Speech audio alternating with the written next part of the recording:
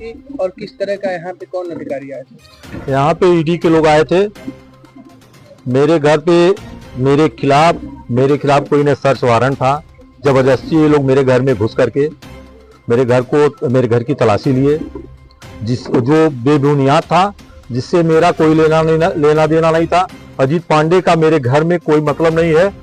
इस घर में यह है कि मेरे फैमिली मेंबर है तो आना जाना लगा रहता है, लेकिन इस मकान से अजीत पांडे का कोई लेना देना नहीं। मेरा बिजली बिल है, मेरे जमीन के पेपर है, सारे एविडेंस मैंने उनको दिखाया, लेकिन उस चीज को न मानते हुए मैंने कहा मेरे खिलाफ कोई सर्च वारंट हो तो आप बताओ, आप ले लो। लेकिन इन लोगों ने बड़ी अभद्रता पूर्वक, पता नहीं किसके कहने पे, किसके इशारे पे अभद्रता पूर्वक मेरे फैमिली के द्वारा मेरे बेडरूम में घुस गए, जबरदस्ती घुस गए।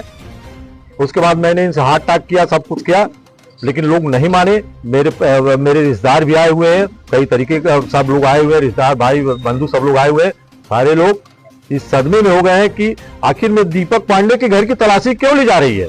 अजीत पांडे से कोई मतलब नहीं है। अब अगर जो दीपक पांडे का कोई सर्च वारंट रहता तो मैं अपने घर की तलाशी स्वयं दिलवा देता।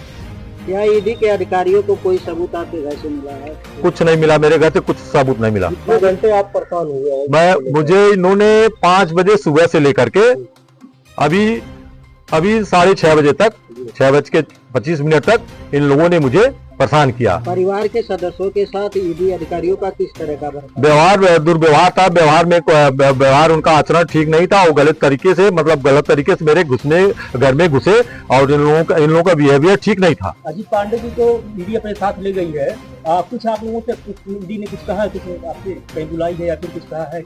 नहीं, हमसे तो मुझसे कोई एविडेंस भी नहीं लिया, न मुझे कोई विटनेस लिया, कुछ नहीं लिया। मेरे घर से जबरदस्ती निकाल के लेके चले गए। देश के कई कोनों पे छापेमारी हो रही थी, क्या देख रहे हैं? एक टारगेट के तहत कि राजनीतिक द्वेष है। नहीं तो बहुत से बड़े मामले हैं जो सरकार के द्वारा माफ कर दिए जाते हैं।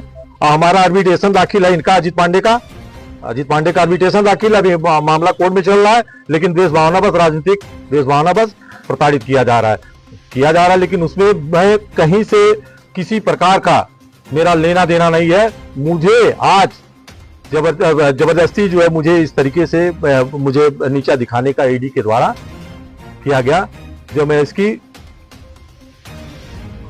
मतलब बहुत कड़ी निंदा करता हूं। भारत की न्यायपालिका से क्या है? भारत की न्यायपालिका से मैं उम्मीद लगाता हूं कि मेरे साथ न्याय होगा और अजीत पांडे कोई ऐसे अपराधी नहीं है। इससे बहुत बड़े मामले हैं, लेकिन हम शासन में नहीं है, सरकार में नहीं है, शासन के लोग, सत्ता में बैठे लोग इसका दुरुपयोग कर रहे हैं। बिना सर्च वारंट के आपके घर में छापेमारी की गई है, इस पर आप कुछ अधिकारियों से क्या अपील करना चाहेंगे? मैं कहूंगा इनके खिलाफ कार्रवाई हो। मैं इनके खिलाफ हाई कोर्ट जाऊंगा, सुप्रीम कोर्ट तक जाऊंगा, इनके खिलाफ जाऊंगा।